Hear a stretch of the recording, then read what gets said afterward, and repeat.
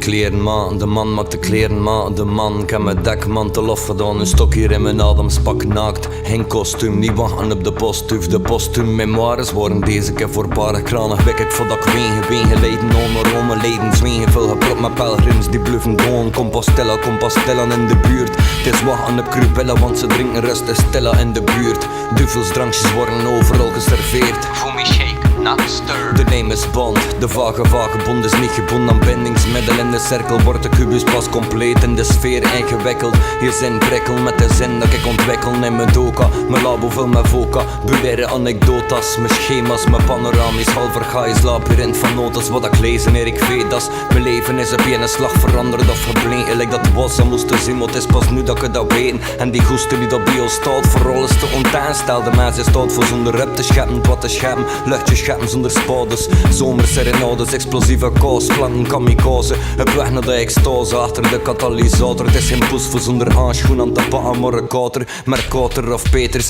projectjes in projectjes. Zodat je beter bezig met het investeren in projectjes. Voor later, voor beter, connecties in connecties. Zodat je bezig met creëren van een abordige reflexje. Je staat er, het is waar, je moet er juist nog staan. Toen sta je er pas volledig, ga je me volledig verstaat. Volledig verstaat, de ruimte is het canvas. Het vacuüm is het vacuüm, niet het vacuüm is de massa. De energie zit slummerend aanwezig in de leegte. Met de latente potentie voor de wereld te creëren. En we moeten dat niet kopiëren, geen kopie, maar één. Kopiisten zijn de reden dat we copycats creëren die juist te parasiteren.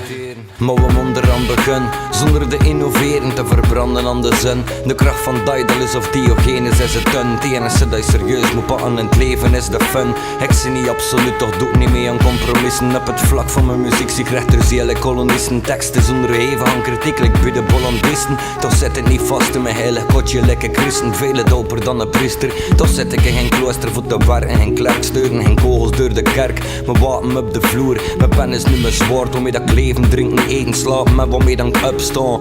Een eigen widde in de kring van virtuozen die niet schrijven, maar die opgeschreven worden. Ze strofes, mijn eigen personage sterft midden in een hol vizier van eeuwig leven. Het moment dat ik penetreren in het papier.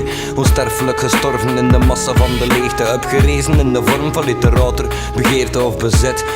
Dat laat ik wel aan de curator. En zo stap ik zelf weg uit de projectie van Mercator.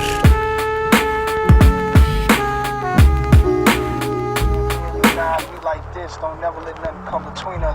And he told me that I'm gonna hear a lot of things that he said about me, and he's gonna hear a lot of things that I said about him. But put it past us, and we powerful people, and let's move ahead. And we shook hands and said we'll talk on a later note.